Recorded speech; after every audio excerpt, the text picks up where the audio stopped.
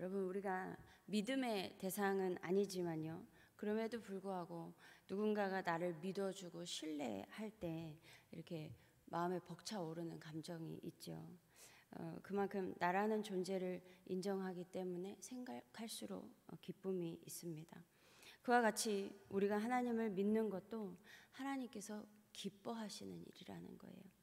믿음이 없이는 하나님을 기쁘시게 하지 못하나니 하나님께 나아가는 자는 반드시 그가 계신 것과 또한 그가 자기를 찾는 자들에게 상 주시는 이심을 믿어야 할지니라.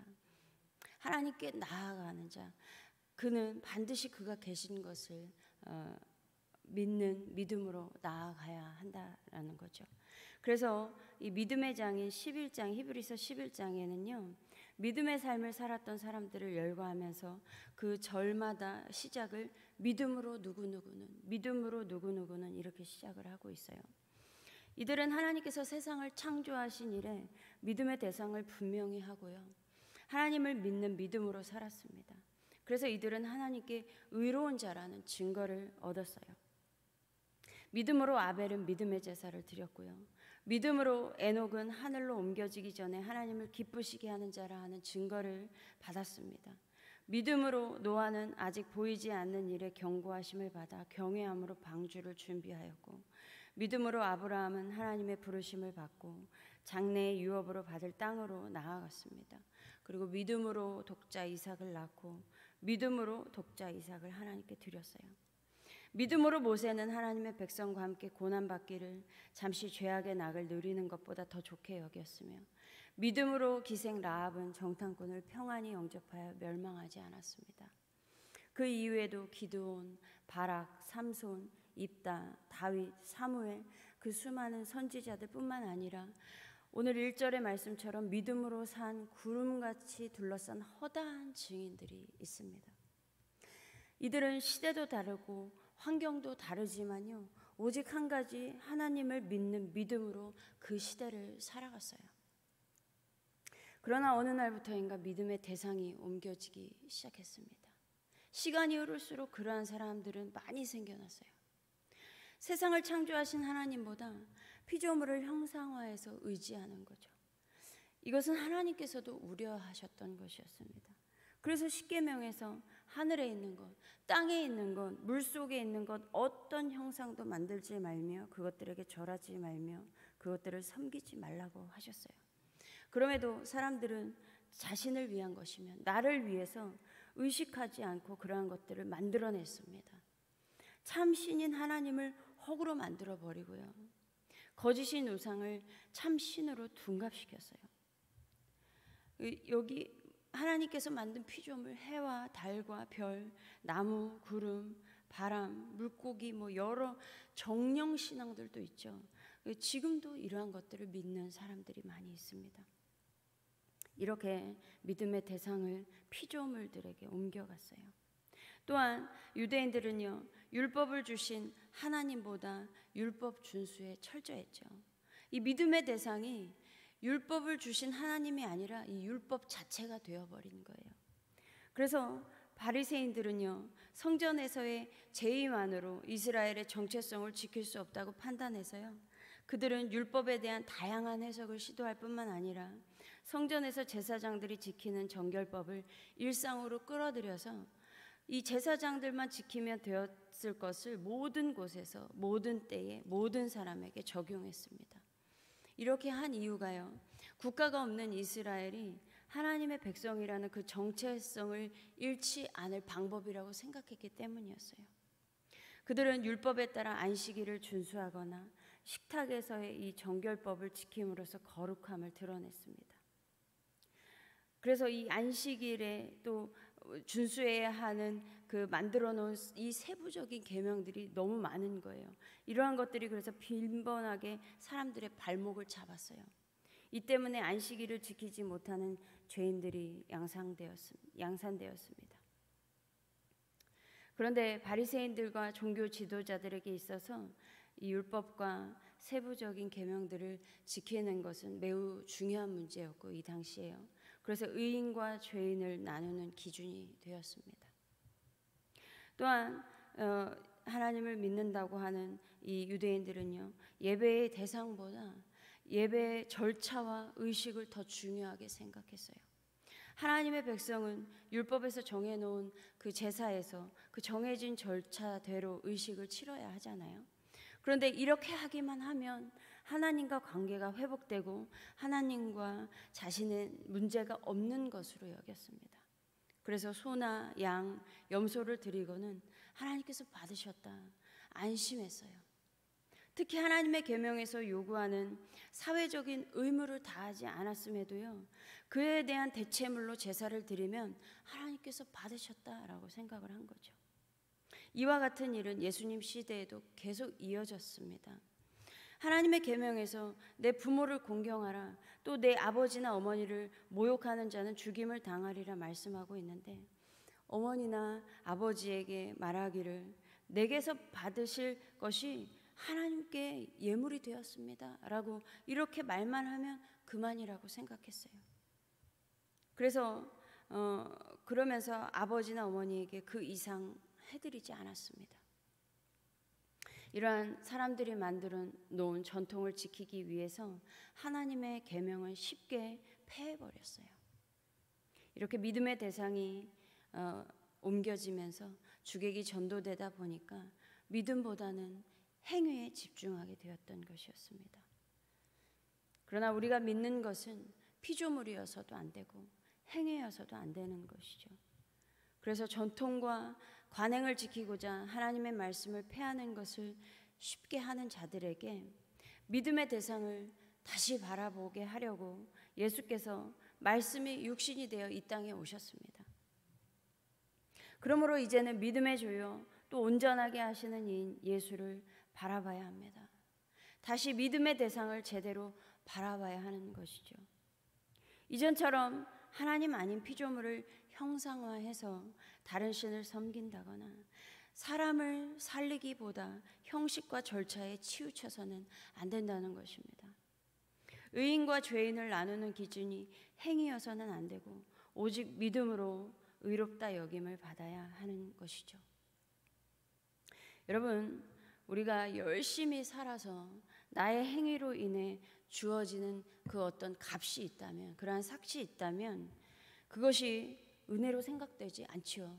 우리는 보수다, 이것이 내가 이렇게 행했기 때문에 얻어지는 것이다 라고 여겨지죠.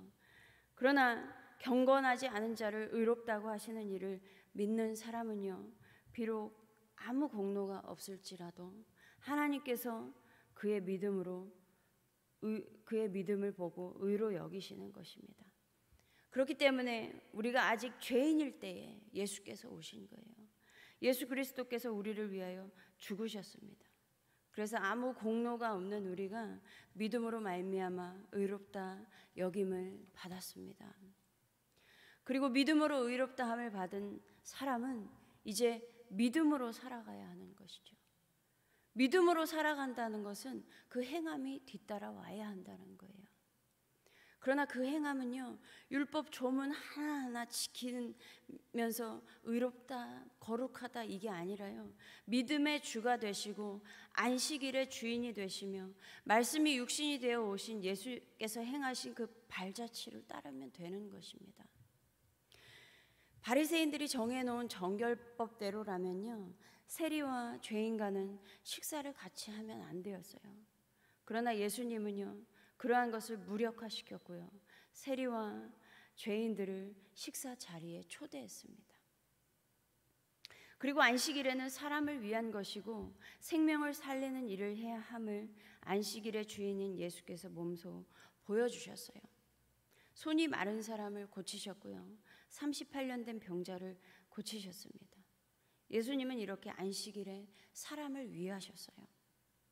또한 전통을 지키고자 하나님의 말씀을 폐하는 자들에게 그들의 외식을 꼬집으셨습니다. 그러나 믿음이 아닌 행위에 초점이 맞춰져 있는 사람들에게는 예수님이 개혁가처럼 느껴졌던 것이었어요. 자신들의 그 지지 기반을 흔든다고 생각했습니다. 이렇게 예수님은요, 공생애 동안 유대 종교 지도자들과 바리새인들에게 오해를 받았습니다. 뿐만 아니라 오순절 성령 강림 이후에 제자들이 성령과 함께 하면서도요, 여전히 유대인의 율법에서 벗어나지 못하고 있을 때요, 베드로와 고넬료 사건을 계기로 점차 하나님의 크고 넓은 뜻을 깨닫기 시작했습니다. 베드로가 기도하는 시간에 하나님께서 보여주신 그 동물들은 유대적 정결법에 의하면 모두 부정한 것들이죠. 그런데 베드로야 일어나서 잡아먹어라 하니까 베드로는 그게 율법상 부정한 것이기에 그것을 거부했습니다. 그럼에도 하나님께서 말씀하시기를 하나님께서 깨끗하게 하신 것을 속되다고 하지 말아라.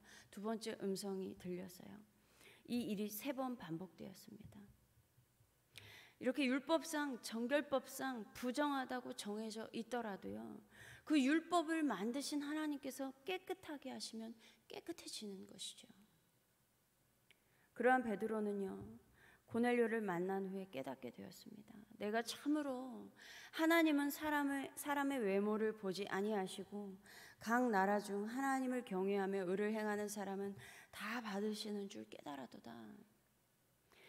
이렇게 하나님의 백성이 율법에 얽매여 있는 것이 아니라 율법을 주신 하나님을 바라보면서 예수께서 유대인만을 위한 구원자가 아닌 온 인류의 구원자임을 깨닫고 선포하기 시작했습니다. 여러분, 성경에 나와 있는 믿음의 선진들이 살았던 시대를 보세요. 노아가 살았을 때 세상이 가장 악했던 것 같아요. 그때 노아 이외에 믿음으로 반응하는 사람이 한 사람도 없었습니다. 노아 한 사람만 하나님을 믿고 그 믿음으로 행했어요. 그러한 시대에 하나님을 향한 믿음으로 반응했던 그 한 사람으로 인해서 하나님은 역사를 이끌어 오셨습니다. 그리고 어느 시대에나 믿음의 사람과 함께 하나님이 살아계심을 증거해 오셨어요.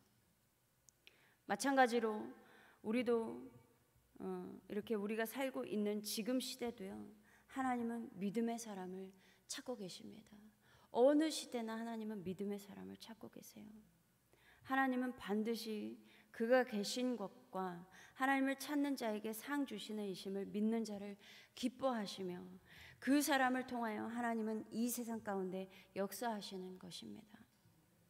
그러므로 내게 믿음 주신 그 믿음의 주가 되시는 예수 그리스도만 바라보시기 바랍니다.